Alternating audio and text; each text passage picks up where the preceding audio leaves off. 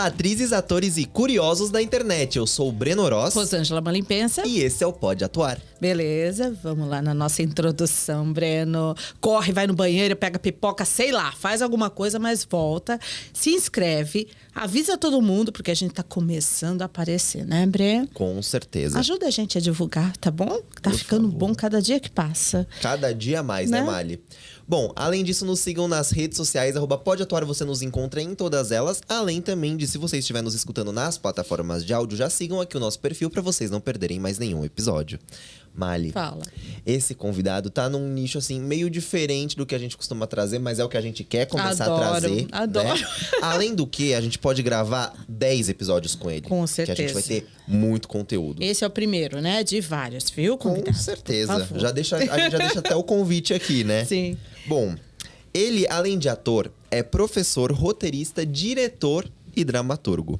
Estamos aqui com o maravilhoso Dan Rossetto. Maravilhoso, fica por sua conta, hein? E risco. Ah, controvérsias. Eu boto a minha mão no fogo. Eu boto a minha mão no fogo. Grava isso, vou registrar. Dan, bem-vindo. Eu que agradeço o convite. Obrigada, viu? Imagina.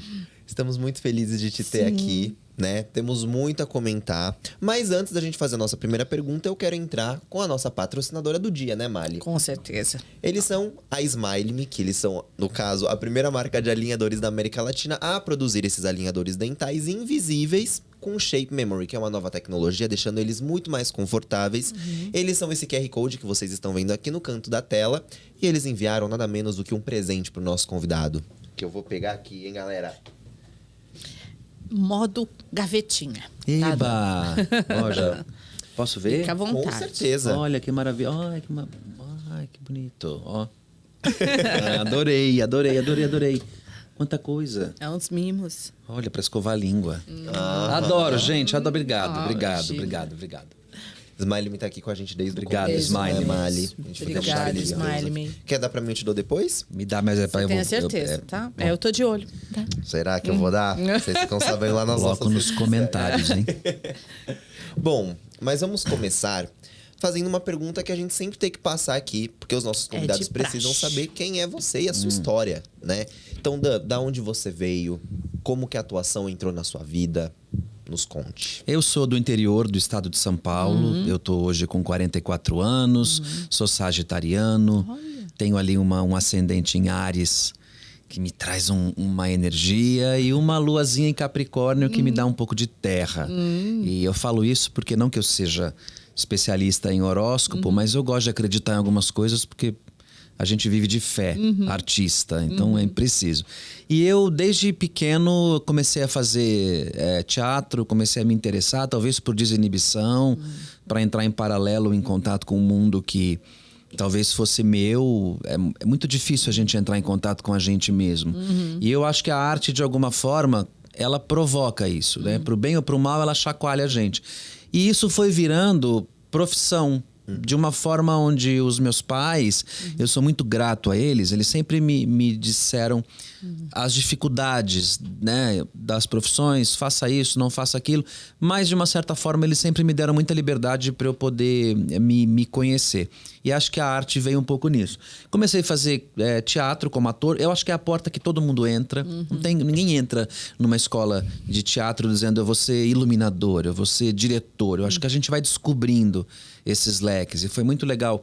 Eu fico pensando, às vezes, essa quantidade de ofícios que eu tenho dentro da arte, mas eu acho que são as portas que eu fui abrindo e fui entrando e fui, enfim, me estabelecendo. E aí eu venho, faço teatro um tempo, depois começo a dirigir, começo a trabalhar com adaptação de teatro, eu começo a escrever, encontro parceiros incríveis, porque sozinho a gente não faz nada. É muito desencorajador também, se você não vai encontrando parceiros ao longo da vida que vão também entendendo a sua necessidade, você a dele. Comecei aí disso foi para dramaturgia e passei pro roteiro de audiovisual, também dou aula desde 2006, ininterruptamente. A sala de aula é um ambiente que eu adoro o ambiente educacional, porque ele também me reeduca. Toda vez que eu entro dentro de uma sala de aula, eu também estou aprendendo tudo de novo, e com as gerações também. E a minha história é um pouco essa. E hoje mesmo eu tô aqui. Eu vou sentar depois para abrir um roteiro. Tenho uma leitura de peça de teatro nova que está em construção. Tenho reunião de projeto. Então, meu dia é um pouco esse. Essas funções todas, todo dia eu exerço um pouco de cada uma delas. Que bom. É um mix, né? De talento. Que você foi desenvolvendo, mas é um mix de talento. Não deixa de ser, né? De onde você é exatamente? Do interior de São Paulo, mas qual cidade? Ó, o meu pai foi bancário, do antigo Banco Mercantil S.A. E ele foi gerente de banco. Eu gosto de falar isso porque a gente mudou muito. Meu pai foi muito transferido. Então, até eu nascer, a gente foi indo de um lugar para o outro. Mas eu nasço em Dracena, que é no interior do estado de São Paulo. Logo depois, a minha família toda migra para Presidente Prudente. Aí, logo depois, o banco também encerra as atividades. Meu pai muda de área totalmente e a família acaba se estabelecendo ali. E eu acho que foi olhar meu pai perto dos 40, trocando de área completamente, que eu olhei e falei, olha, é possível a gente se aventurar ao longo da vida naquilo que aparece. A gente nunca fica... Fixo, né? Tá. Eu tenho uma rotatividade. Boa visão essa. Serve de estímulo para muitos que estão aí, né? Depois dos 40, achando que não tem mais jeito. E numa época que não tinha o que a gente tem hoje de tecnologia. Com certeza. Você tinha o olho no olho e o boca a boca para te indicar. Hoje em dia a gente chega em lugares que a gente nem imagina. Então aproveita isso. Sim. E sua mãe? Minha mãe sempre foi dona de casa. Minha mãe sempre cuidou da gente muito. Sempre foi uma mãe muito rígida e muito carinhosa também. Os nomes? Minha mãe chama Maria Tereza, meu pai se chama Oclair e ele já é falecido já. Okay. Mas onde o Clay estiver, ele está orgulhoso e um abraço para ele. E dona Maria Tereza. Maria Tereza, um beijo para a senhora, uma guerreira, né?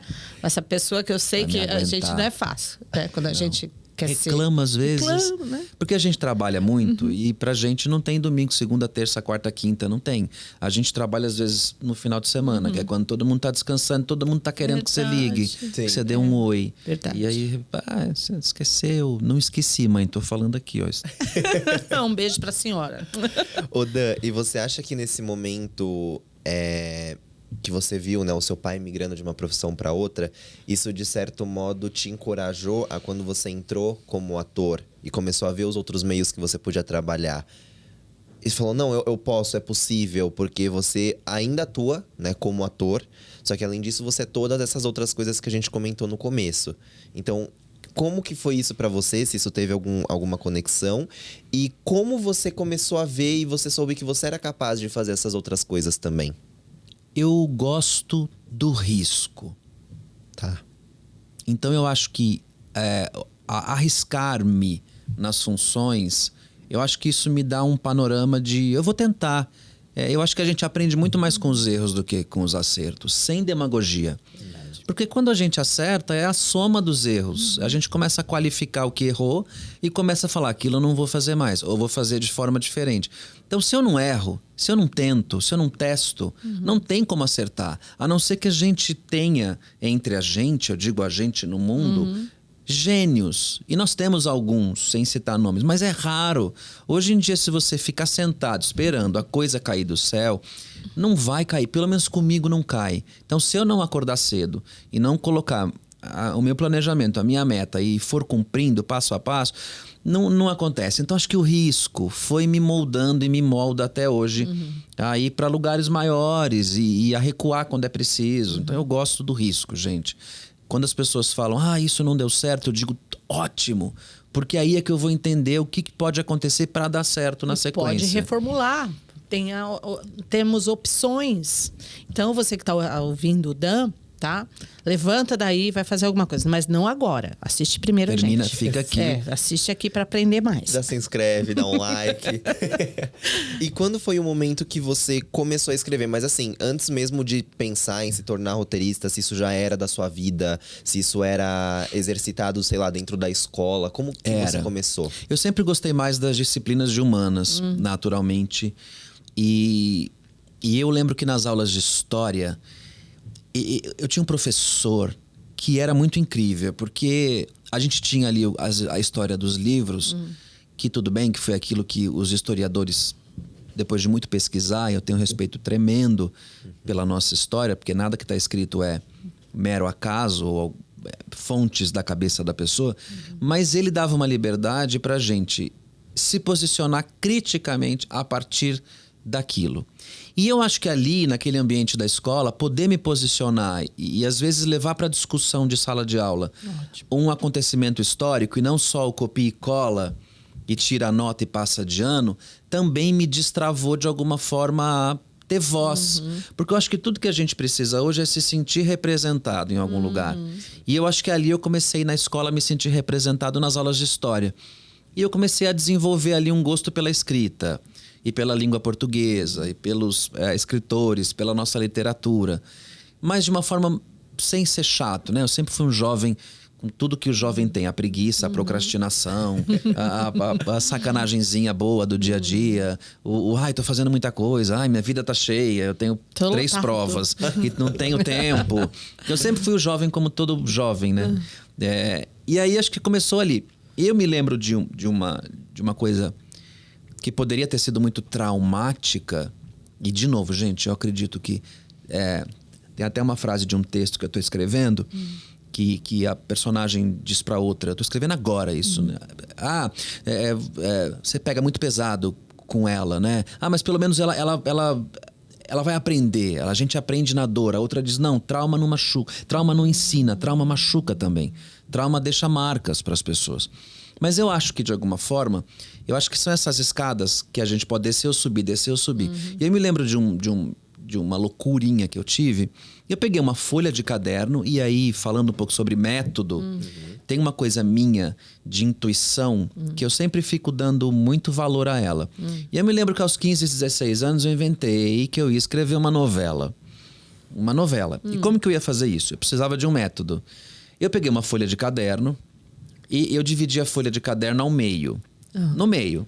Então, frente e verso. Um capítulo era uma folha de caderno, frente e verso. Dividido ao meio, eu tinha 4 cenas. Então, tinha que caber 4 cenas numa folha de caderno, frente e verso. O que eu ia fazer com aquilo? Não tinha a menor ideia, mas ali tinha um método e um objetivo. Eu acho que eu devo ter escrito umas 80 páginas, uns 80 capítulos. E escritor, eu não sei, os escritores que estão, roteiristas, dramaturgos que estão assistindo a gente, quais são os métodos de vocês, mas, gente, eu tenho post-it, ficha, anotação no celular, mural, coisa solta em casa. Então, é um mundo que precisa estar muito... tem que estar aqui para eu buscar, eu tenho que pegar fácil a minha referência. E a minha mãe... Organiza seu quarto, organiza suas gavetas. E o que ela fez? Não é que estava organizado do meu jeito, mas eu não tinha ainda suficientemente uma maturidade para entender que aquela bagunça era a minha organização. Hoje eu entendo, na época não. O que ela fez? Ela foi naquilo que tinha de mais precioso para mim. E ela rasgou aquelas páginas em 4 partes. E jogou no lixo. Os 80 capítulos. E jogou no lixo. Ela estava limpando o quarto. Ela estava limpando o quarto. Mas você sabe que foi maravilhoso? Porque eu olhei... Eu nunca fui uma pessoa... Eu sempre fui muito respeitoso. Mas começa a mexer no meu trabalho, eu viro um fera. Eu fui no lixo, sem que ela visse, né? Peguei tudo aquilo, colei com durex... página por página. E passei a andar com aquilo debaixo do braço, colado. Como quem diz, não mexe comigo. Defendendo o tesouro. E eu acho que ali eu poderia ter descido. Mas de alguma forma, esse risco, o arriscado, o entendi que eu ultrapassei um limite, que de alguma forma incomodou a minha mãe. Então, se incomodou, alguma coisa de diferente eu estava fazendo, mas era bom ou era ruim? Quando eu falei, não, isso é bom para mim, isso pode me levar a algum lugar, então eu vou resgatar, porque também pode ser que a gente esteja caindo em buracos, é importante ouvir o sinal, e principalmente de quem tá ali para te orientar e te educar. E aí, gente, começou um pouco aí. veio nas aulas de história, e aí veio ali em casa, e eu comecei a trabalhar um pouco na faculdade. Eu também tenho uma formação, para além do teatro, eu sou formado em comunicação social, fui me habilitar em publicidade e propaganda, e eu trabalhei muito tempo em agência, passei pelos departamentos todos, fiquei um tempo em criação, planejamento, fui para atendimento, mas me estabeleci em roteiro, em redação publicitária. E o que é você sintetizar e vender um produto num slogan. Então foi por aí. Cabeça, então né, foi por aí. Eu também estudei para isso. Fora o intuitivo, também tem uma formação. Estudem. Eu te entendo perfeitamente. Mas eu vou perguntar uma cosita agora. Roteirista. Curta, teatro, tô de lá pra cá, tá? Não nessa ordem, mas tudo bem. Curta, teatro, né? Dramaturgo, que você também é diretor, né? Cinema. Quais as diferenças desses roteiros? Porque eu sei que você passeou em todos eles. Sim. Tá? E você sabe, não é o achismo mais, você sabe. Então ensina um pouquinho pra gente e pra quem tá assistindo como que você chega na história. Porque você tem a filosofia, você tem o contexto histórico, você tem a linha do tempo, você tem a vida real da pessoa ou não. Como é que você cria o personagem baseando nisso, pegando experimento de alguma coisa, referências de cinema, muitas vezes. Como é que a tua cabeça funciona? Mali, tudo isso, tudo isso. Mas tudo isso de uma forma organizada. A primeira coisa é entender o que é o produto, né? É um curta, é um longa, é biografia, é dramaturgia para teatro. O que é? Quanto tempo eu tenho? Porque também tem uma coisa que se chama prazo. E às vezes o prazo vem de lá, mas também vem de cá. E o que eu acho mais importante nisso tudo, gaste o tempo que você vai gastar, tenha o método que você tem, respeita prazo. Então você trabalha dentro do teu prazo. Como você se organiza, aí é você consigo mesmo. Geralmente, independente das linguagens, a primeira coisa que eu preciso, quando eu vou escrever uma história original, eu preciso saber o título. O título me direciona. Acho que talvez, todavia, por ter vindo da publicidade, o título, quando não é uma marca, ele é um slogan. Então eu preciso que aquilo caiba dentro do título. O título é uma filosofia, seja ela metafórica, seja ela direta. Ponto. Eu só começo a trabalhar quando eu tenho o título. Quando é uma biografia, aí a gente tem o biografado. Vivo ou não, muda muito. Quando você tem a pessoa viva, muda porque exige a responsabilidade de você lidar com alguém que está aí. E geralmente é uma pessoa que tem uma vida. E que por mais que você precise, numa estrutura de roteiro biográfico, colocar ficção, você tem que respeitar aquela história. Não pode ser só bonito ou só impactante, ou dentro das técnicas todas que a gente tem, seja para longa-metragem, que você vai escolher um recorte da vida daquela pessoa, ou até para seriado mesmo. A gente tem seriados, o exemplo The Crown. The Crown pega recortes. E por que o The Crown foi ficando mais passível de críticas? Porque os recortes do The Crown foram ficando mais recentes. Então, quando você pega um recorte lá dos anos 40, 50, 60, da primeira e segunda temporada, é incrível, porque aquilo é ficção, tem muita realidade, mas aquilo não está tão próximo mais para você duvidar. Então, o recorte tá lá. Quanto mais recente fica, mais perigoso, mais responsável você tem que ser. Então é isso. Escolhi o recorte da biografia de alguém. Preciso ter abertura e o desejo dela de fazer com que aquilo dê certo.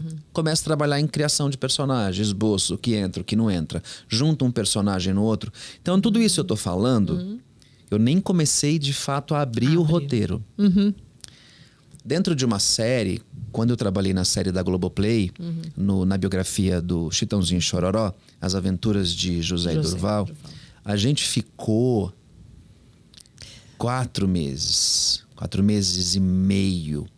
Só trabalhando um mês na Bíblia da série, que é o documento que você entrega e que é o documento que você não pode sair dele. Aquilo ali é um tratado. Assinei com você, eu vou entregar algo dentro disso. Claro que se eu tenho uma ideia no meio do caminho, mas aquilo é um acordo, é como se a gente fizesse um acordo. Tá aprovada a Bíblia, é um documento sagrado dentre os roteiristas. E aí a gente foi trabalhar depois nas escaletas, nas entrevistas. Foram horas de entrevistas. Na época a gente estava entre a primeira e a segunda onda da pandemia, 2020 para 2021. Então a maioria foi tudo online dos papos. Enfim, e aí você começa a construir, você começa a fazer as escaletas. Ali a gente tinha 8 episódios para caber um recorte de 20 anos. São muitos anos. Muitos anos. Para poucas A páginas. logística é bem complexa. E muita coisa vai fora. Eu me lembro de um episódio específico, quem assistiu, porque nós trabalhamos em 3 roteiristas, e geralmente isso acontece. E todo mundo trabalha junto. Nessa sala de roteiro a gente tinha o showrunner, que é o diretor, que é o Hugo Prata, o que é maravilhoso, porque a gente consegue desenvolver junto com o diretor principal e o criador da série ideias que às vezes passam muito batidas no roteiro. Que para quem vai dirigir é só uma notinha, mas para quem vai escrever é muito importante. Eu lembro que eu não sabia quem era o ator que ia fazer o pai deles, e depois quem fez foi o impressionante, incrível do Marco Rica. E eu mandei uma notinha, um recadinho para ele no 6º episódio. Que são coisas que você... Enfim, você tem que ter muita intimidade. Um novelista, às vezes, faz isso em fim de novela. Mas foi muito legal porque, tendo ali o showrunner, a gente conseguia também fazer com que ele captasse um pouco da atmosfera da série. E eu me lembro que, enfim, a gente trabalha nas escaletas, todo mundo cria juntos, todo mundo fala, um fala, outro fala. E aí apalpita. Tem assuntos que tem roteiristas que dominam um pouco melhor, e aí eles falam mais, tudo é anotado, a gente trabalha nas escaletas, mas chega uma hora que o prazo da entrega do bloco de roteiros, que eles vão geralmente de 3 em 3, vão de 3. Você levanta 3, sobe esses 3, manda para análise. Enquanto isso tá lá, você tá subindo um bloco de mais 3. Aí volta esse bloco primeiro, você tá corrigindo o primeiro, eles estão analisando o segundo, você já vai pro terceiro. E esse vai e vem de blocos, desse vai e vem de 3 revisões, geralmente, isso dura 1 mês. Isso é... Só. Cada bloco... em dublagem a gente tem aí uma noção. Quando chega um filme pra gente, a gente tem aí pelo menos umas 200 a 380 páginas com o script do filme. No caso da série, cada episódio... Qual é a minutagem do episódio? Tem uma técnica... Mas depende de roteirista para roteirista. Mas o próprio programa de roteiro, eu trabalho muito com Final Draft, mas tem outros. Mas o Final Draft, ele é o mais lido em produtoras, né? É onde eles trabalham um pouco mais, eles preferem. Tem lugares que tem o seu software próprio. A Globo tem um para novela, mas eu trabalho com o Final. E o Final... Eles leem que uma página é 1 minuto. Então, se o roteirista é um pouco mais detalhista, ele escreve... Eu gosto muito de balancear diálogo com ação. Legal. Geralmente, eu até prefiro botar 60% de ação do que diálogo. Para estabelecer uma atmosfera, depois o diretor cria. Porque pode ser que eu desenhe na minha cabeça uma escada e uma porta e o set não tenha. Verdade. E o cara vai chegar ali e vai ter que adaptar. Tudo bem. Mas a gente conta uma lauda 1 minuto. 1 minuto. Por isso que eu falo para os roteiristas, não queira colocar tudo. Então, se uma ação abre a porta, é uma linha, pula uma linha. Porque não adianta você colocar, abre a porta, olha para a direita, dá uma piscada, sei lá, apaga a luz, tudo numa linha, tudo junto, para você poder... Da direita para a esquerda. E para poder economizar, assim. Não adianta, aquilo vai dar mais do que 1 minuto. Então, vá pulando linha, não interessa. Então, na série, a gente tinha ali... entre 40 e 45 páginas. Então, cada bloco era isso, 130. E eles analisavam o bloco, mandavam pra gente as notes. A gente aplicava enquanto estava fazendo outro bloco. Então, nesse período, em que você vai fazer o roteiro, aí não adianta, aí cada um tem que pegar um. Aí é assinado por cada roteirista. Você criou tudo, mas você tem ali 3, 4 dias para subir um bloco, um capítulo, mandar pro teu showrunner, ele faz umas anotações, você discute, faz uma correção e sobe para a tua plataforma, seja ela qual for. Aí fica esperando. Então, a gente criou tudo isso em 4 meses e meio, você tem mais um mês e depois fica as devolutivas, ficam umas correções mais agradáveis. E eu me lembro que tem um episódio que eu assinei, que é o 6º episódio da série, que é um episódio denso, pesado, onde os irmãos se separam, eles brigam, um viaja, e aquilo... Boa parte deste episódio é ficcional. Ele nunca se separou, nunca. Mas a gente precisava criar um arco de um episódio que fosse interno, que fosse escuro. E aí criamos a estrutura do que fazer. Do gancho que ele tinha que ter pro próximo. Porque às vezes eles cobram, a gente quer gancho. A gente quer que o episódio tenha gancho. Às vezes a plataforma diz, eu quero que pode fazer episódios independentes, como The Crown. The Crown vai de um lugar para o outro. Verdade, independente. Independente. Você pode até assistir o que você se interessar pela sinopse. Se você perder algum capítulo, você pode acompanha. Continuar e acompanha. Porque a história vai e volta. Não tem muita conexão, né? De um episódio pro outro. Não tem. E aí, esse foi um episódio que foi tão exaustivo emocionalmente para mim, mesmo. Tão cansativo, tão sério falar sobre tudo que eu falei nesse episódio. E não só sobre a questão familiar, mas a questão da briga, da separação, a questão do artista que começa a crescer e às vezes é enganado por uma gravadora. E ao mesmo tempo você tinha que escolher as palavras, porque dá uma vontade de você. Gente, não tô lidando com esses caras, sabe? E eu sou do interior, ponte, né? Então tinha uma conexão comigo. E você fala, como que eu. E aí ao mesmo tempo você tinha que esquecer que você tá falando dos caras, porque se você ficar o tempo inteiro lembrando. Pro lado pessoal. Não, e se você lembrar que você tá falando dos caras, você não fala. E ao mesmo tempo, por que eu vou assistir uma biografia deles? Eu sei que deu tudo certo. Sim. Eu sei que os caras viraram uma potência. Pra que eu vou assistir? Então também tinha aí uma questão técnica no roteiro que era, quando fica ruim, na próxima página tem que ficar pior. Piorou, cai mais 10. Mas tudo dentro da verossimilhança que era com a vida dele. E eu me lembro que nesse episódio especificamente, quando eu entreguei esse episódio, eu mandei. Exausto. Eu dormi 17 horas seguidas. Capotou. Nossa. Porque é uma exaustão, né? Você mexer com o intelecto é muito difícil. Agora, roteiristas, uma dica. Roteiristas, escritores, dramaturgos, tenham paciência na pesquisa.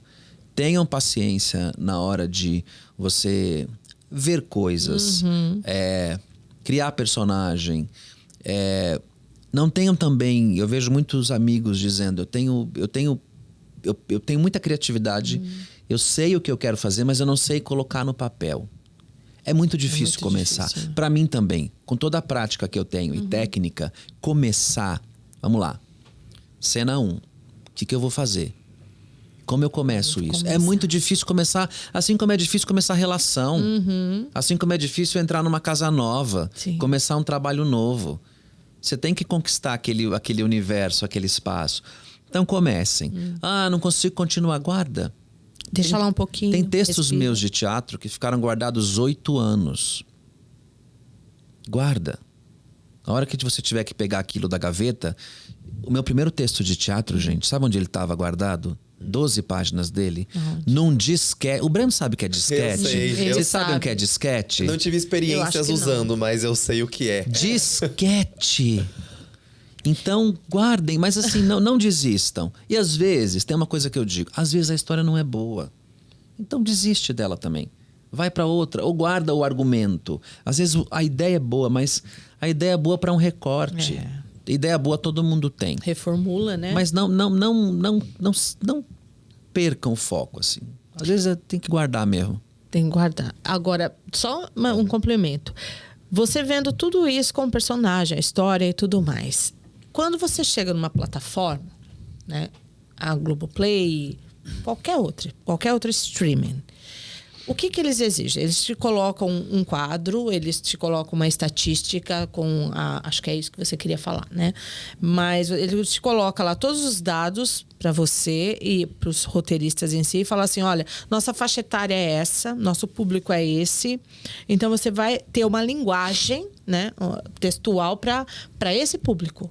E aí como é que fica? Eles fazem isso ainda? Não? Existe maneiras e maneiras de você encomendar um produto. No caso dessa série, já era um produto pré-criado, que o diretor, o Hugo, ele bateu na porta da O2, e aí a O2, que junto com ele, eles saíram em algumas plataformas para poder vender o produto, que eu acredito que é um produto muito vendável. Sim. É um produto bem vendável.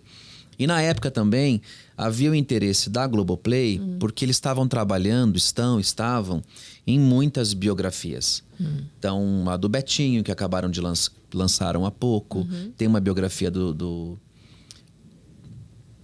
Raul Seixas, que é incrível. Então, tava uma onda ali dentro deles apostarem aquele ano, aquele bloco de séries em biografias. Então, foi tranquilo. Com a gente... foi muito legal porque eles não tiveram nenhuma exigência. Às vezes a linguagem, alguma ideia que a gente quer usar, eles falam, mas talvez isso aqui não tenha muito a ver com a linguagem do que está sendo criado no todo. E aí o roteirista, uma dica que eu dou arrisca um pouco. Porque você vai ter o respaldo deles. Você não está trabalhando sozinho. Aquilo não é só seu. Então não se apegue com aquilo como se fosse seu filho. Você vai soltar para o mundo. Eu sempre digo. A diferença entre o teatro e o audiovisual... Eu sempre reviso muito os meus textos de teatro. Eu fico muito tempo trabalhando. Eu reviso o diálogo. Porque aquilo vai ficar. Tem uma montagem hoje aqui, daqui a pouco pode ter uma outra montagem em qualquer lugar do mundo. Eu mesmo remonto. A obra de teatro ela precisa ser muito aprofundada no diálogo para que aquilo fique, para que as pessoas tenham interesse em refazer aquilo. Um roteiro, depois que ele é filmado, ele tem que ser uma boa rota, uma boa bula. Quem pegar aquilo tem que entender. Verdade. Filmou, é lixo. Vai para a próxima etapa, que é a montagem, que é tão importante quanto a primeira, que é o roteiro, que passa pela segunda, que é entre os atores e o diretor. Então eu acho que é esse lugar do não apego, de você entender que é bom você arriscar, porque o outro lado vai falar, compreendi teu risco, ou não, isso não vai funcionar. Então com a gente, as plataformas geralmente elas dão as opiniões, né? O que elas acham, o que elas não acham. Aperta mais a briga aqui, isso tá um pouco demais. A série do Chitãozinho e Chororó, eles não leram nenhum episódio. Eles viram depois de pronto. Ui, que risco. Não leram nada. Nada. Então, que delícia. Que risco. Quem gosta de risco tá em casa. Mas a responsabilidade. Então tem esse jogo, o que vai fazer, o que não vai, quando lançar. Alguns dados técnicos que também mudam toda hora. Mas geralmente as pessoas veem o primeiro episódio, o piloto. Aí elas pulam para o segundo. O segundo tem que ser quase complemento do primeiro. Como se você conseguisse transformar aquilo num longa-metragem de 1h20, 1h30. Aí você tem que deixar um gancho muito forte para elas irem para o terceiro. O terceiro é decisivo. É onde as pessoas param. E estatisticamente as pessoas param no terceiro. Então elas têm que passar do terceiro. Do terceiro, elas vão chegar até o quinto. O quinto é onde ela desiste de vez. Não adianta. Se ela passou pelo segundo ou terceiro, ela até vai te dar uma chance. O quinto é aquele em que a pessoa diz, eu vou apostar em continuar ou não. Se a série ainda está inteira na plataforma, porque eles têm mudado muito. Eles têm voltado um pouco com o que a Warner, a HBO, e a HBO também voltou a fazer isso com Game of Thrones, de botar os episódios semanais no horário, para aprender a audiência, mas também, na verdade, é pesquisa. Eles estão entendendo ali, eles estão qualificando como a audiência se comporta. Então existe esse trabalho matemático em cima, mas não como uma cobrança. Não como, você tem que fazer isso acontecer. É uma fonte. É uma fonte, porque a gente trabalha geralmente 7, 8 meses. Então dá tempo também de você ir ajustando. Dá uma regulada. Eu tenho alguns termos... Ai, perdão aí, galera. Que você comentou durante as suas falas que eu gostaria de esclarecer pro público, que algumas eu sei, porque eu tive aula com você. Vamos lá. Outras nem eu sei.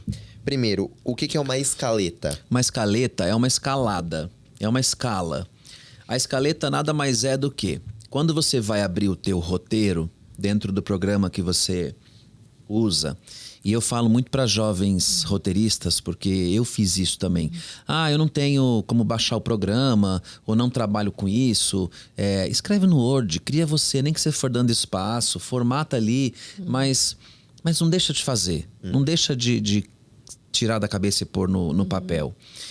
E a escaleta, ela é o quê?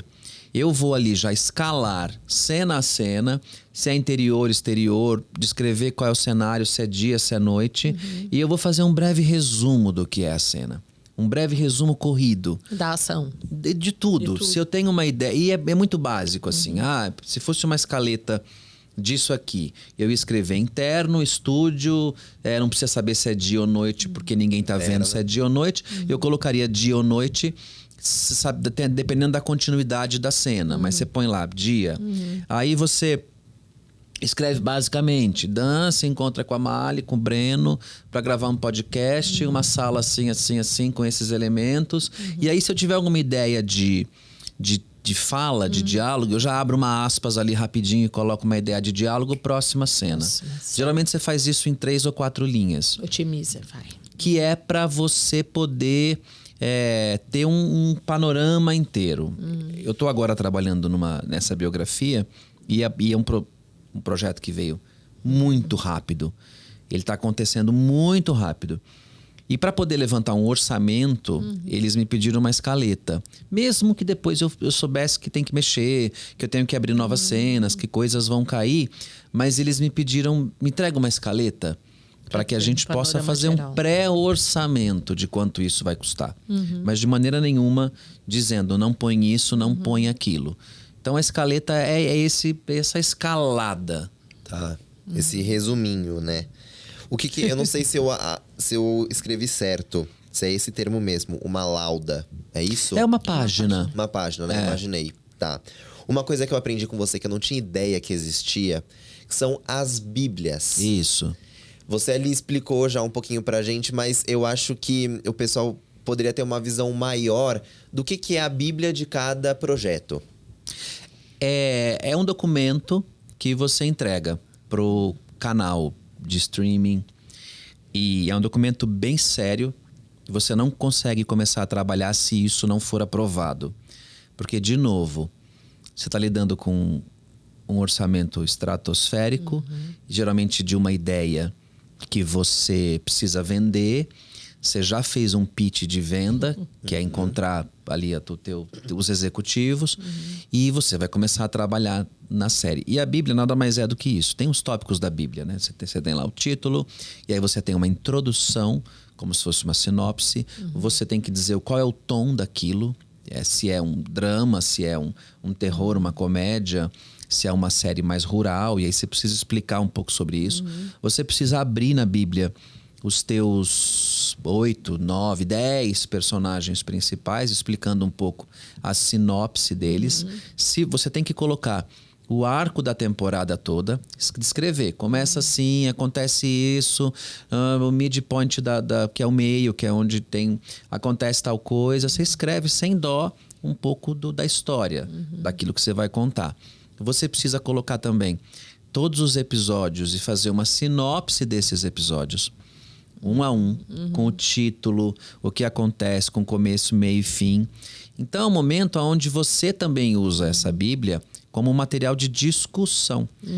E aí você finaliza as referências que isso tem, de onde você está buscando referência, para que eles também entendam.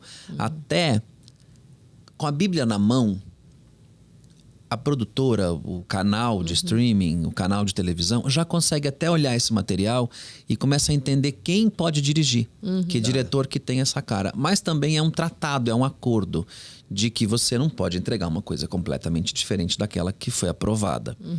Tem 3 revisões, né? 3 versões até a versão final. Porque geralmente é o que você acerta. Geralmente 3 versões. Sempre. Pode passar. O Cidade de Deus tem 12 tratamentos. E tudo bem, gente. Porque tem coisa que passa e você precisa explicar. E aí funciona isso, a Bíblia. Geralmente séries que você já sabe que tem potencial para outras temporadas, você já coloca na Bíblia. A temporada 2, a 3, você já explica como ela se desenvolveria se ela tivesse uma continuidade. Então é um documento bem sério, detalhado e bem sério. rígido. É praticamente que se a gente fosse fazer um registro na Biblioteca Nacional, a gente faz um baseado desse, né? Um basiquinho desse. Então, praticamente uma continuidade daquilo que você registrou. Seria isso? Né? Isso, e depois eles vão lá e registram também. Aí sendo deles. Eu acho que eu brinco, é uma perícia, assim, é onde você precisa olhar aquilo e dizer, vamos apostar nesse produto. E às vezes, mesmo dentro de uma sala de roteiro, você pode ser contratado para desenvolver, porque isso acontece também. Você é contratado para desenvolver aquele roteiro, mas não necessariamente aquele roteiro vai ser produzido. Isso acontece, o sinal verde para que a produção seja iniciada, ela acontece no meio da sala de roteiro. No meio. Você não tem muita certeza se o que você está fazendo... Você sabe que tem grandes chances, porque se eles encomendam, há um interesse em levar aquilo. Mas se aquilo não fica bom, eles também eles cancelam. Ou por qualquer outro tipo de problema, direito autoral, se tratando de biografia. Ou porque aconteceu alguma coisa. Também. Sei lá, o mundo entrou em guerra e eu vou falar sobre um tema que está recorrente. Eles engavetam. Eles até você mantém seu contrato, você finaliza e eles guardam aquilo e no momento oportuno aquilo é realizado. Legal. Uma coisa que você falou que para você é muito importante dentro do seu processo é o título. O título normalmente você que dá baseado na explicação deles do projeto ou todo o título vem já da produtora? Como que é esse? Teatro eu geralmente tenho mais domínio disso. Nasce de mim, é comigo mesmo, é um trabalho muito solitário. Quando é de fora, geralmente quando é biografia, você já tem um título pré-determinado, pré-estabelecido. Quando é longa, eu consigo negociar. Mas entender o título, para mim, é importante para que aquilo funcione.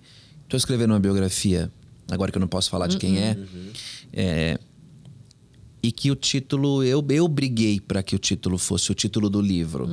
Eles não queriam inicialmente sincronizar uma coisa com a outra. Mas eu falei, não, vamos manter, porque é bonito, porque o título... ele tem a ver com a filosofia do filme. Mas também, como roteirista, eu entendo... o meu tamanho dentro do projeto também. Eu não posso querer, debaixo do braço, ditar regras. Se eu também for querer mandar demais, o meu projeto não é produzido. Ele simplesmente diz, obrigado, gente. A gente vai... congela, passa para outro. Procurar outros aí, tem vários no mercado. Então, de novo, vale a política e saber trabalhar, né? Saber qual é a tua função no projeto. E se posicionar também da melhor forma Isso, possível. Exatamente.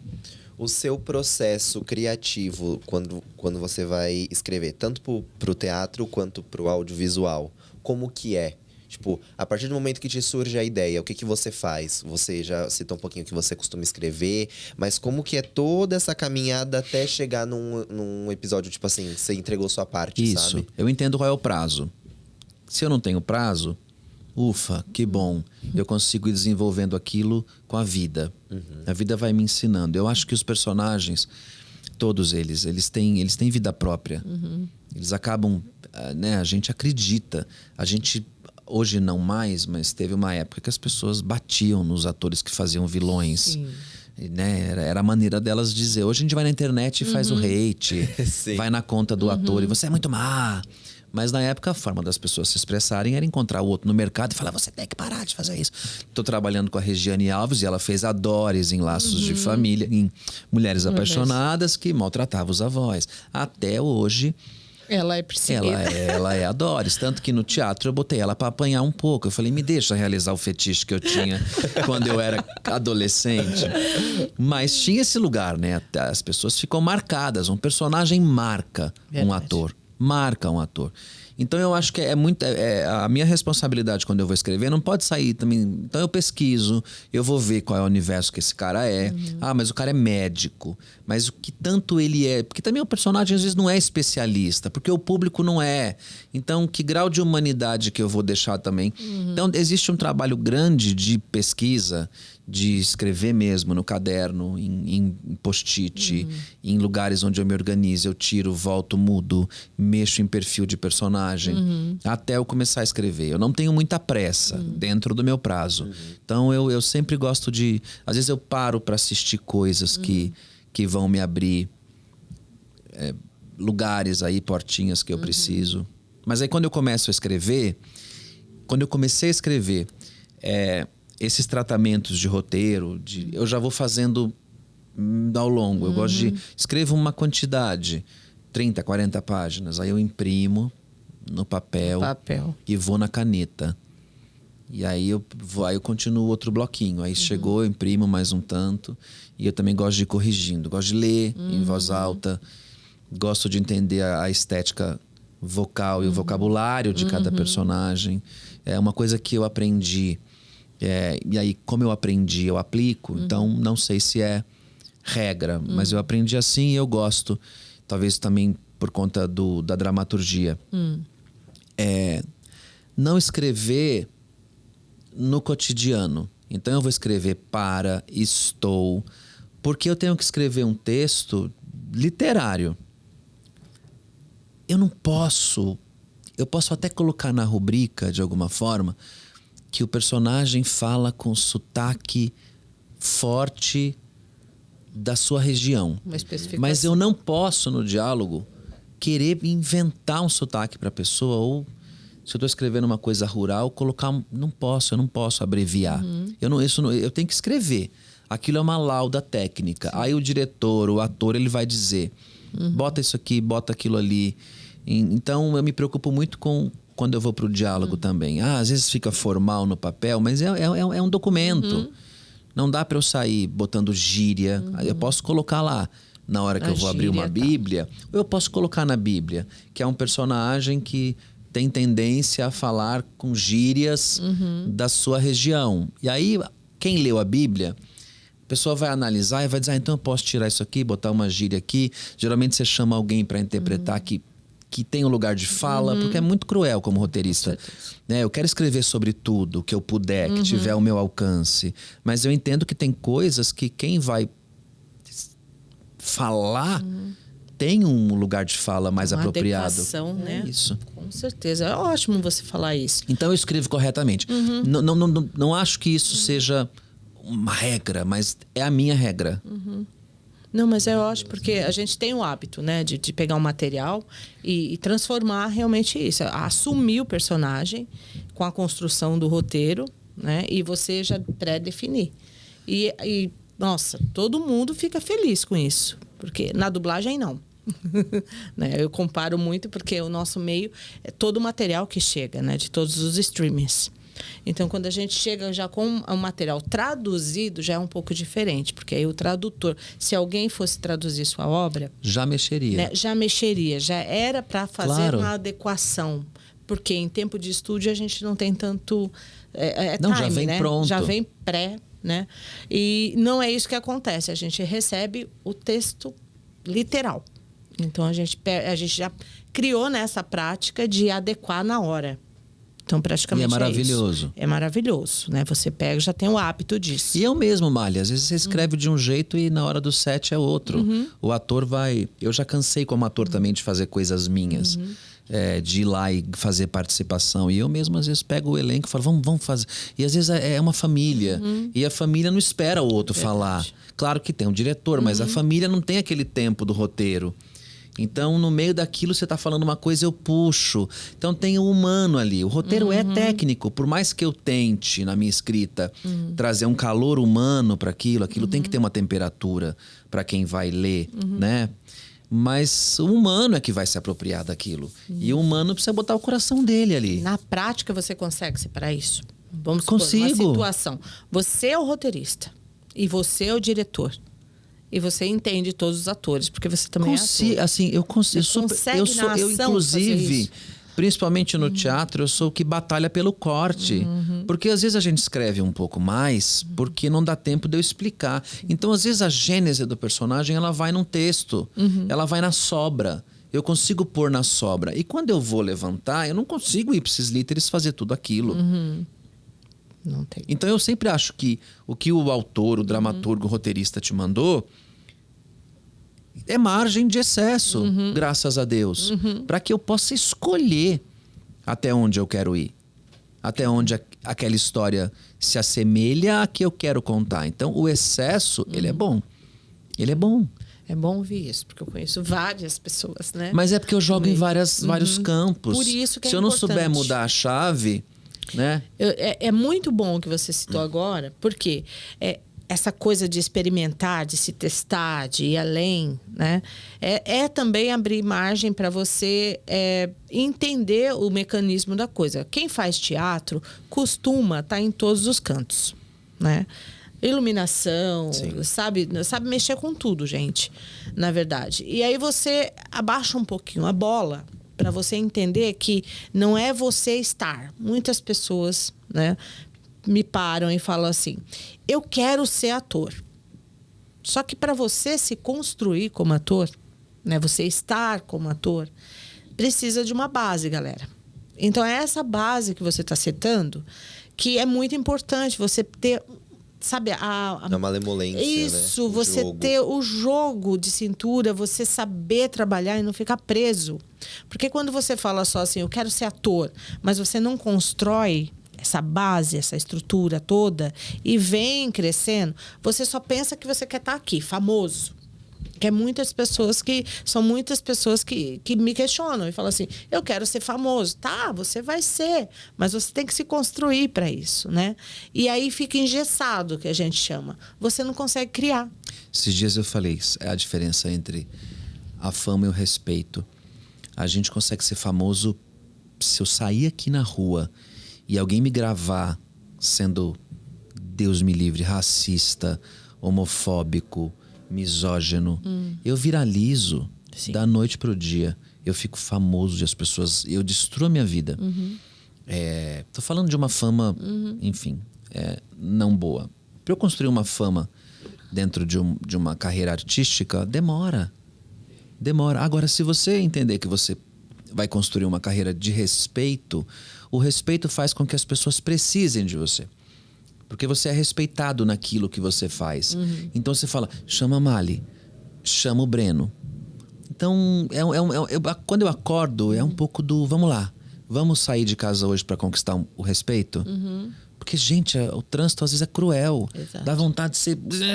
Você imagina, você não sabe quem é, do nada vira uma tragédia, você fica famoso. Aí a pessoa que lutou para ser tão famosa, ela vai cair na página... daí da internet com uma coisa horrorosa. Então é complicado. Agora, gente, também eu não sou tão bonzinho assim, não. Tem casos de engraçados, assim, de set, que eu sou roteirista e que eu tô lá gravando e que eu paro pra dizer, espera, pega o roteiro. Não, você não vai falar isso, juro. Mas divertido, assim. Porque... Não, é necessário. Não, eu acho que é legal você se apropriar. Mas tem que tomar cuidado pra você não reescrever. E teve o caso de uma amiga muito amiga minha, que a gente foi fazer uma coisa juntos que eu escrevi, e eu fiz questão de tê-la no elenco. Eu falei, vamos, eu vou te pôr no meu núcleo. E era uma cena muito importante, era uma cena que eu escrevi para essa personagem. Era uma mulher um pouco alienada e que ela tinha 5 linhas para dizer uma coisa muito legal a respeito de você achar que uma mulher dentro dessa estrutura não tá vendo o que acontece. O texto dela dizia, sem dizer, eu sei de tudo. Então eu levei muito tempo para construir. Eu levei muito tempo para construir esse diálogo. sem dizer, eu tô vendo que tá... Mas a maneira dela dizer. Você falava, meu Deus, essa mulher não tá alienada. Vamos gravar. E eu tô aqui quieto, né? Não era uma cena que eu efetivamente tinha texto, mas eu tava ali. E ela começou a falar umas coisas. E eu comecei a ficar incomodado. E eu virei e falei assim, eu não vou deixar... A primeira coisa que eu pensei, eu falei, eu não vou deixar minha amiga fazer uma cena ruim. Foi a primeira coisa que eu pensei. Aí a segunda coisa que eu pensei, eu falei, mas espera aí, eu que escrevi isso. Mas Conflito. E você escreve e você manda. Você não lembra mais. Eu não fico lá fiscal de né? texto. Eu entendo, mas eu falei, não, peraí, eu escrevi isso não era assim. Eu não vou deixar gravarem ela fazendo isso. Aí eu virei e falei, para. Alguém me traz o roteiro. As pessoas ficaram assim, eu falei, alguém me traz o roteiro. Aí eu peguei o roteiro na mão e virei e falei assim, não tem esse verbo que você colocou. Esse verbo eu jamais... Isso de personagem. Eu jamais escreveria esse verbo, que era o verbo foca. Ai. Foca, não sei. Eu falei, não tem... Ninguém fala foca em roteiro.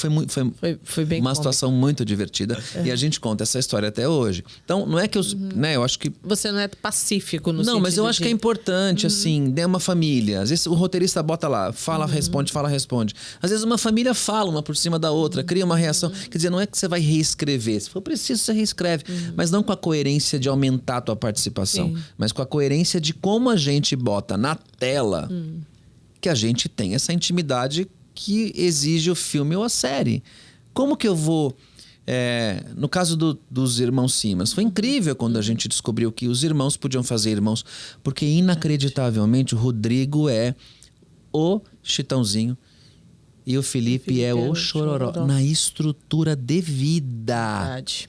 Tá Devida. Então ali você fala, uau, eu tenho ali uma verossimilhança que já ajuda no roteiro. Eles vão se olhar como irmãos. Verdade. Eu não vou pedir olha pra ele como teu irmão. Então, eu brigo muito por isso, para que a gente entenda. Nós somos uma família, nós somos estranhos. A tela é muito poderosa. Ela pode te derrubar e ela também pode te consagrar.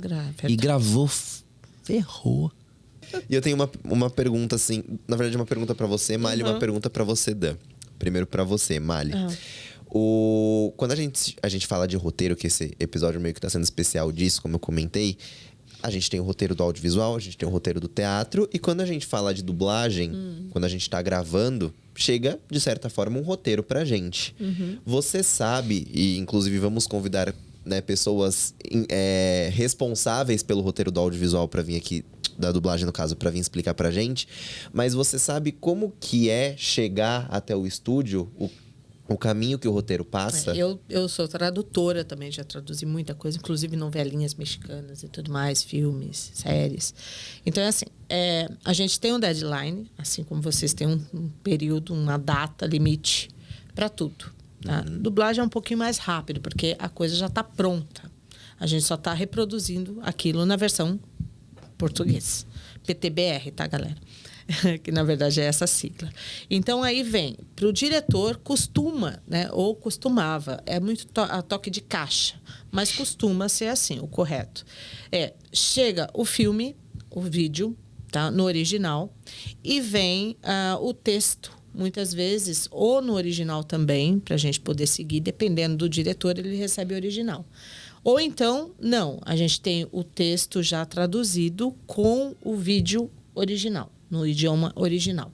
A gente já assiste junto e já vai fazendo toda a anotação e já faz um escalonamento. Escalonamento em dublagem é o quê? A gente vai escalar o casting, o elenco para a dublagem. Tá? São os atores que dublam, atores e atrizes que vão dar a voz para aquele personagem.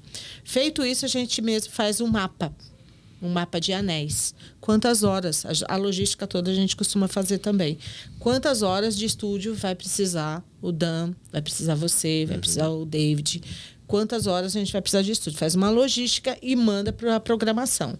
A programação chama cada ator, ajusta a agenda para, de repente, num filme a gente grava, se tudo der certo, em 4 dias.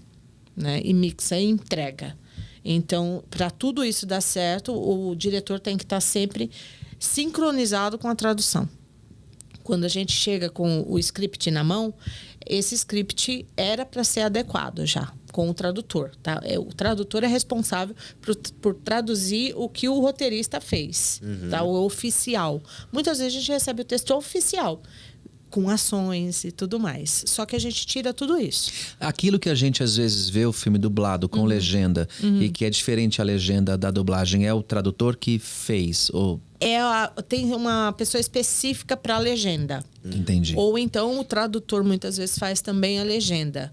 Por quê? Por causa do timing em si que aparece, né? E às vezes um ator tá falando em cima do outro. E desculpa perguntar, e as escolhas, né, de assuntos? Às vezes você vai dublar temas que são polêmicos, que às vezes em uma novela mexicana tá tudo bem falar sobre aquilo. Sim. E a escolha vem quando? Então, a escolha em si, você diz do dublador? E do tema mesmo. Do Eu vou tema. falar sobre, sei lá, vou chamar de termo, algum termo pejorativo, que em outros lugares o personagem falaria. Exato. Mas aqui a gente Nós sabe... temos recomendações das plataformas, dos clientes, HBO, Disney.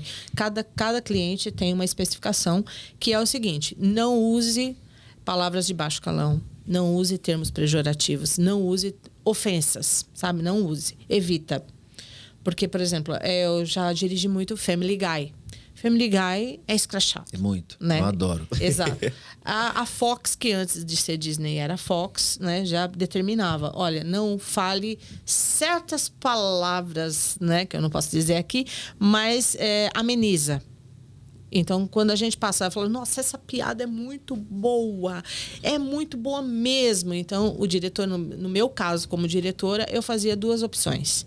Mesmo sabendo que ia chegar lá na Fox ou na Disney atualmente, ia falar assim, olha, não quero essa versão. Eu quero essa aqui que está amenizando. É sempre assim.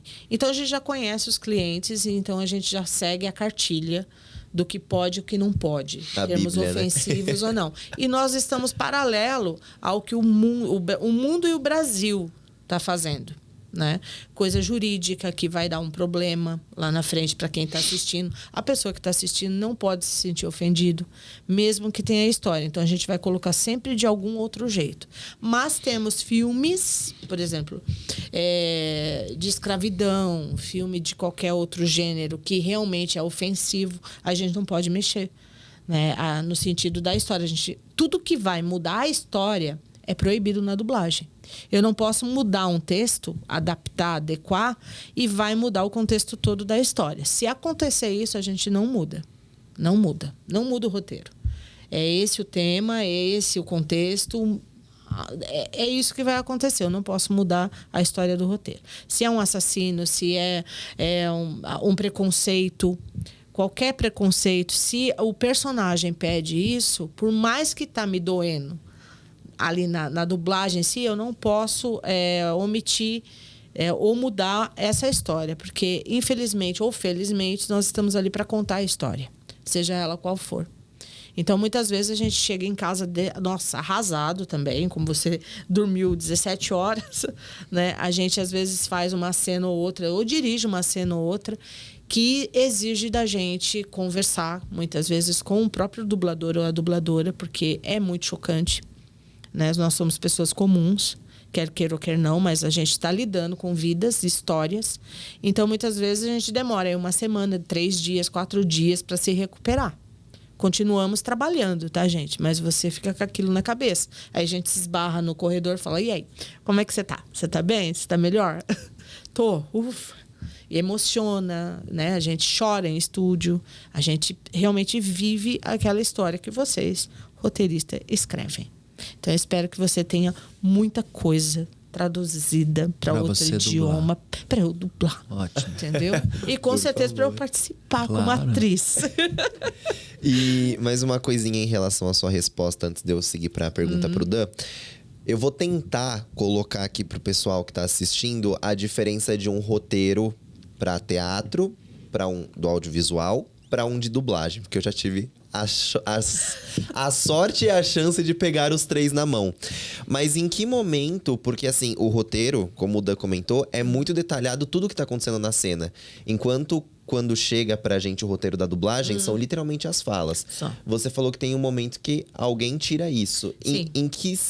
Quem faz isso, em que parte que acontece? O tradutor. O tradutor. O tradutor, a tradutora faz isso, Tá. Porque a gente tem que otimizar.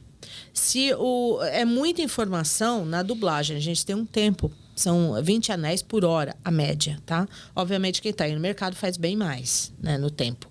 Agora, você imagina você pegar um texto que é o roteirista que criou com ação e tudo mais, para você se achar nesse texto, sendo que você tem uma passada...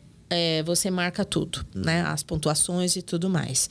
A segunda passada, você pega e ensaia aquilo para ver as intenções e tudo mais, se está tudo certo. Se você compreendeu a cena em nanosegundos. E a terceira, você grava. Sim. A média é essa, tá? Pode ser uma cena mais difícil, que vai exigir de você passar mais uma vez. Imagina se tem informações de ação, informações de idioma, informações de sotaque, informações de tudo. Na verdade, é o diretor que vai dar todas essas diretrizes, né, de complementação. É o diretor que vai passar isso para o ator ou atriz. Entendi. Então, quanto menos texto a gente tem e mais... tanto que até reação, gente, é entre parênteses. E um Rzinho só, nem escrito reação. Só. E você tem que assistir para ver que tipo de reação que é aquela. Então, não dá. Na dublagem, quanto menos informações, melhor. Mais rápido, você bate o olho lá e já faz. Entendeu? Nesse sentido. Manual essa limpeza? Tipo, o tradutor tem que ir linha por linha ou joga num programa específico? Não, na verdade, ele tem que ir linha por linha, entendeu? Porque ele não sabe até que ponto tem uma reticências ali, né, sei lá, um destaque, que essa fala está sendo uma opção muitas vezes. Que tem também, né, Dan? O roteirista, ele coloca lá, às vezes você olha lá na esquerda, né, tá lá o texto, né? Da direita, tá lá o complemento. Se o tradutor achar que isso é tudo para tirar, ele pode selecionar lá em localizar e tirar. Só que se essa fala for uma opção, é importante pra gente. Tá. Muitas vezes, dependendo do tradutor, ele arranca, ele tira isso, deleta. Só que falta texto pra gente. Ok. Aí o dublador, o diretor, ele encaixa na hora. Ele cria, ele escuta o original e aí tem que criar. Quer dizer, um atraso a mais pra gente no estúdio. E depois que tá tudo limpo, aí o tradutor só joga pro programa que vai separar os 20 segundos, né, de cada anel. Na verdade, nós temos alguns programinhas por aí, mas a maioria é em Word ou em PDF. Tá. Mas tem uma tabulação, tá? A gente passa uma certa tabulação. Eu mesmo, quando eu estava traduzindo, agora mais eu dirijo e dublo. Mas quando eu estava traduzindo, eu tinha a especificação do cliente, qual é a tabulação. Porque eles têm um padrão. Cada cliente tem um padrão de texto. Tá. Entendeu? Eu não posso errar ali. A tabulação, a distância, é como se fosse um ABNT da vida. Né? Uma regra, uma normativa. E tudo manual. Tudo manual. Por exemplo, a letra, a fonte, se é 12 para 14, entendeu? E letras garrafais, né? Letra maiúscula, eu não posso... Caps look ligado, eu não posso deixar minúsculo, quer dizer, a pontuação eu tenho que colocar. Antigamente a gente não tinha pontuação, era mais ponto de interrogação, às vezes exclamação e ponto final. Porque otimizava também isso, porque a gente tem que ler e entender isso e colocar o subtexto, contexto. O ator lendo, né, o texto, interpretando a leitura, é outra coisa, outra dinâmica. Você tem que colocar a vida na hora que você está lendo. E muitas vezes não, a gente está, né, com o texto aqui, né, fazendo um triângulo e tem que interpretar. Tá. Então, maravilhosa. Muito isso. obrigado por tirar as dúvidas. Momento roteiro de dublagem aqui. Ô Dan, e agora, antes da gente partir para os nossos últimos momentos aqui do podcast, eu quero te fazer uma pergunta. Você migrou da dramaturgia nesses últimos anos para o roteiro de audiovisual. Como que foi esse processo e para você em tão pouco tempo tá com trabalhos tão grandes e tão importantes que você tem também uma responsabilidade dentro de cada um, né? Veio do teatro. Eu escrevo para teatro e eu sempre digo para os dramaturgos ou quem gosta de escrever, escreve. Comecem a fazer. Não pensa muito no tamanho. Faz, bota em cartaz. Coloca teu trabalho. Não tem como a gente te ver se você não estiver fazendo. Não consigo ver, né? Às vezes É insuficiente o vídeo, o material em vídeo. Eu preciso ver, eu preciso ir ao teatro. E aconteceu que eu tinha um espetáculo meu que estava em cartaz, que eu escrevi, que eu dirigia, e um diretor foi assistir, como tantos vão assistir. E a gente fala dos olheiros, antigamente até para ator, os produtores de elenco da Globo, eles iam muito ao teatro, quando na verdade não tinha as plataformas digitais para ajudar. Então o cara tinha que ir assistir uma peça. E o que eu acho lindo, alguns ainda vão e eu batalho para que eles vejam. Porque é diferente, você vê o ator ali na sua forma mais primitiva. Então eu acho que o teatro sempre acaba sendo um lugar de celeiro. E foram lá, assistiram e gostaram do meu texto. E eu comecei uma conversa dentro do audiovisual. E quando aconteceu a série, me chamaram. E a gente entende que é um mercado muito fechado. Não é um mercado, me chamaram, que lindo, que delícia, amaram meu texto, ponto. Não ponto, não basta. Você tem que passar por uma série de quesitos para estar ali, né? Justificar o teu trabalho, você entrega uns roteiros seus de teatro para serem avaliados. Todo começo é começo, e eu estou sempre começando. Mas veio do teatro. Aí quando as pessoas me perguntam, e aí aconteceu uma coisa curiosa. Quando eu fui efetivamente escrever um roteiro, tecnicamente, eu descobri que eu sabia. Tá. Eu descobri que eu sabia fazer aquilo. Mas eu só não tinha entrado no mercado por falta de tempo ou porque talvez eu estivesse esperando acontecer um pouco também essa oportunidade, quando eu tivesse um pouco mais de maturidade para lidar com ela também. Então eu entrei dessa forma, através do teatro, trabalhando, fazendo. Eu não abandonei a escrita teatral. Por outro lado, ter vindo do teatro foi um diferencial, porque fatalmente o teatro você explica tudo no diálogo, você narra, você conta, você sonha, você vive, tá tudo ali. E então, sabendo que eu podia escrever coisas incríveis, o audiovisual é tela, né? Então isso me ajudou, porque eu já vinha com um know-how, uma tarimba de ele escreve para teatro, então ele é bom de diálogo. Então ele vai ser um diferencial. Então você vai se vendendo de alguma forma. E num primeiro momento, eu comecei sem paranoia, mas em algum momento eu questionei. Eu falei, puxa, eu vejo tanta gente aí estudando, fazendo curso fora, e eu super qualifico as escolas. Se você me perguntar o que você indica de curso, eu indico todos. Eu acho que você tem que passar por todos os lugares que você puder. Você tem que conhecer pessoas, ouvir informações. De cada lugar você vai aprender, se não um monte de coisa. E tudo isso faz parte da tua formação. E eu falei, de repente eu tô lá trabalhando no teatro, dando aula, produzindo, dirigindo, e o roteiro era uma coisa que estava adormecida. De repente alguém vai e me chama, e eu caio num projeto desse tamanho. Eu fiquei pensando a quantidade de roteiristas que estão na ralação diária. Não que eu não tivesse, mas aí eu falei, tá bom, então aceita. É bom, eu também trabalhei para chegar até aqui. Mas de alguma forma eu entendi que você tem que estar no lugar certo, na hora certa, e sorte para mim se chama levantar às 7 da manhã e trabalhar até às 11 da noite incansavelmente. É o que eu falei, eu saio de casa e digo, tô indo ali atrás da minha sorte. Então foi legal a transição. E aí hoje eu digo a vocês, nesses 5 anos em que já faz tudo isso, que eu trabalho como roteirista, hoje eu estou mais roteirista do que dramaturgo. O dramaturgo virou as horas vagas. O tempo em que eu estou entre um roteiro e outro, eu escrevo para teatro. Mas a minha sorte é que eu tenho alguns textos inéditos. Eu tenho pelo menos uma fila aí de 5 textos inéditos sendo produzidos. Então dá a impressão de que eu estou escrevendo toda hora muita coisa. Mas é a fila de coisas que estão escritas. É verdade. Até hoje, do tempo que eu conheço o Dan, que eu conheço ele primeiro como diretor, né? Já vi N obras dele, que eu sou apaixonado, sempre te falo isso. E agora, acompanhando, porque ele também foi meu professor, sempre tá com alguma coisa nova. Eu falo, impressionante. Bom, né? É a fila, não pode parar. Porque uma coisa vai empurrando a outra. E os projetos com calma, eles também vão achando seus lugares. Não adianta também afobar. O que eu tô plantando hoje, eu não quero esperar uma resposta amanhã. Vai lá e planta todo dia, é um jardinzinho, gente. Tem coisa que não vai nascer, tem coisa que não vai nascer agora, tem coisa que não vai vingar e aceita, tem coisa que vai vingar mais rápido que a outra. É isso, não senta e espera. Vai fazendo. Eu sei que parece lindo eu dizer isso, e eu também já tive em lugares onde, por mais que eu estivesse tentando, era muito difícil as coisas acontecerem. Mas vai fazendo. Vai fazendo, gente. Não tem desculpa e não tem... Para quem trabalha, a coisa vai... A gente tá na maior cidade do... A gente tá em São Paulo, a gente tá na maior cidade do Brasil. Então é um lugar que tem...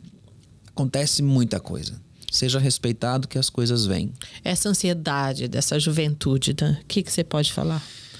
Você É difícil pedir calma. Eu peço mais. calma, peço resiliência, mas eu peço não parem.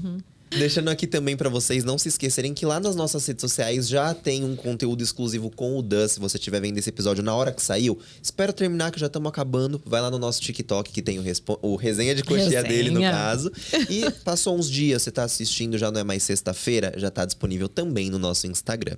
Além disso, aqui na legenda eu vou deixar todos os podcasts em que o Dan já participou, porque como ele é um artista muito, né, rico.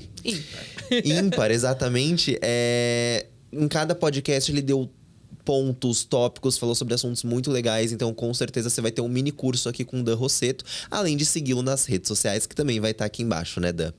Por favor, pra gente poder estreitar laços e poder conversar um pouco. Com certeza. Tem mais alguma coisa que você quer falar pro nosso público antes da gente Olha, finalizar? eu acho que a coisa mais incrível da vida é a gente ficar se renovando o tempo inteiro, né? Você falou desses podcasts que eu participei e me veio à mente alguns, e é muito lindo quando a gente percebe que os caminhos que a gente faz, em todos eles eu gosto, mesmo que o tempo passe, eu gosto de falar de coisas que eu tô fazendo ou de coisas que eu já fiz, porque cada um deles também vai construindo um histórico meu.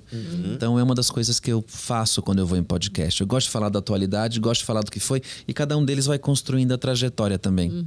E no final se torna uma grande narrativa sobre Isso, vocês. pra não dizer que aí não pode falar assim, para de mentir que você fala uma coisa no podcast, na vida você faz outra. Vira um documento. Exatamente. Então, galera, muito obrigado. E agora nós vamos finalizar com o Responde ou Improvisa, Dan, que é o nosso quadro aqui, que funciona como um ping-pong. Então, eu vou te fazer uma pergunta e você tem que responder a primeira coisa que vier na sua cabeça, tá bom? E assim, como né, falamos aqui, você é um artista muito ímpar, você pode escolher a sua resposta, porque é de acordo com você, entendeu? Então, de acordo com... agora eu vou falar uma resposta que tem a ver com o roteiro. Agora com uma coisa que eu atuei. Então, sinta-se livre para respondê-las, tá bom?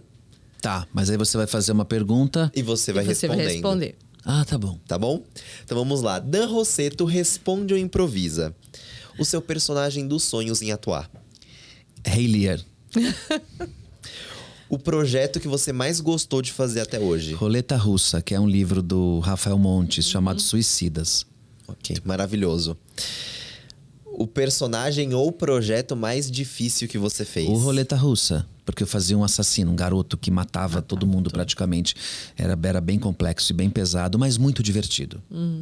Beleza. Uma música que você goste? Poema, que é uma composição do Ney Matogrosso, do Cazuza, que ele fez pra avó dele e ele acabou... O Ney acabou descobrindo e gravou, e é uma canção muito forte pra mim. Um ator? Anthony Hopkins. Uma atriz? Eu não sei falar o nome dela. Mentira. que tem um texto meu que eu brinco com uma personagem, não consegue falar Gwyneth Paltrow, mas não é a Gwyneth. Eu gosto muito da Jessica Chastain. Eu acho ela de uma dor. E eu amo a Lady Gaga atuando. Eu amo. sabia. Ela deveria Eu investir amo mais, aliás. a Lady Gaga. Um indicado ao Oscar geral. Pode ser ator, atriz, filme, música de qualquer ano. Não precisa ser desse que vai ter agora. Chicago. Adoro. Uma Sou série. suspeita. Perdão. Não, sou suspeita. Chicago. Uma série. Prison Break. Não me diga. É um monte de macho brigando na cadeia pra sair. E eu achei que eu nunca fosse... E quando eu comecei a assistir, eu não parei. E foi até o final. Já terminou? Não, eu já vi várias vezes. Eu tenho o ok. box dela em DVD. Eu coleciono DVD. Mas eu tenho Prison Break, vi dublado e vi legendado. E acho sensacional. A gente participou da dublagem. Eu sei do que você tá falando. Um filme. Babei super. É um filme. Nossa, é tão difícil. Porque eu tenho uma filmografia na minha cabeça. E aí pensar em um filme. Pensa da situação de hoje. Como você tá se sentindo. Ai, me vem um filme que também ganhou Oscar, chamado Crash. Que se passa em Los Angeles e tem uma situação com os negros morando em Los Angeles, uma cidade que é super separatista, que envolve fama, poder. E é um filme que tem um roteiro muito bom. E eu não sei porque eu tô pensando nesse filme. Porque ocorreu agora. Eu acho que ele é um filme que... Era pra ser. eu gosto muito dele. Um livro.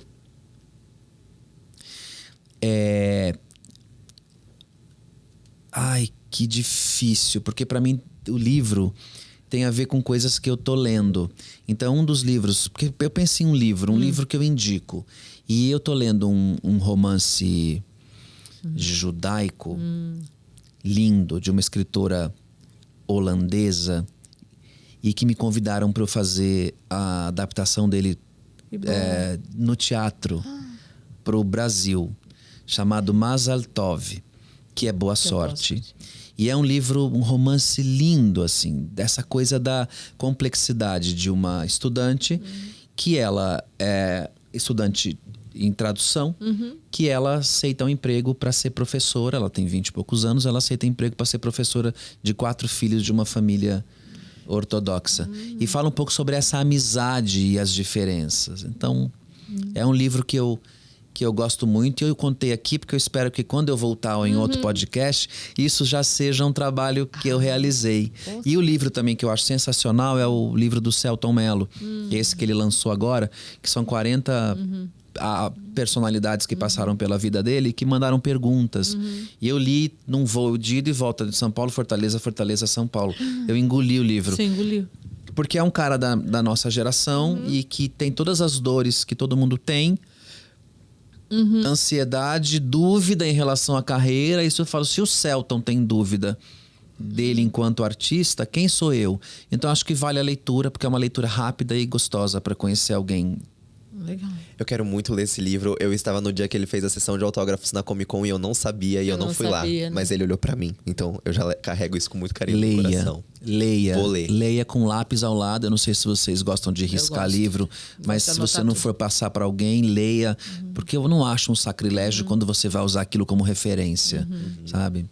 É importante. É uma dica, né? Se não quiser a caneta, vai de lápis. Exato. O que te incomoda? Me incomoda cara feia. Me incomoda gente que não confia, falta de confiança. Me incomoda basicamente isso. Boa. A falta de confiança me incomoda muito.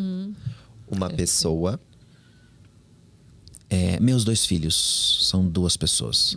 Esse a gente tem que deixar passar, Tem que deixar Mari? passar, né? E pra finalizar, uma frase.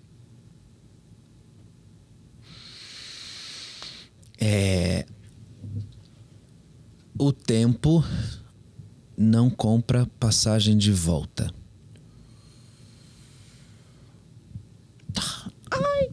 Tá E a vendo, gente Breno? termina assim. Tá vendo? Tá vendo, né, Mari?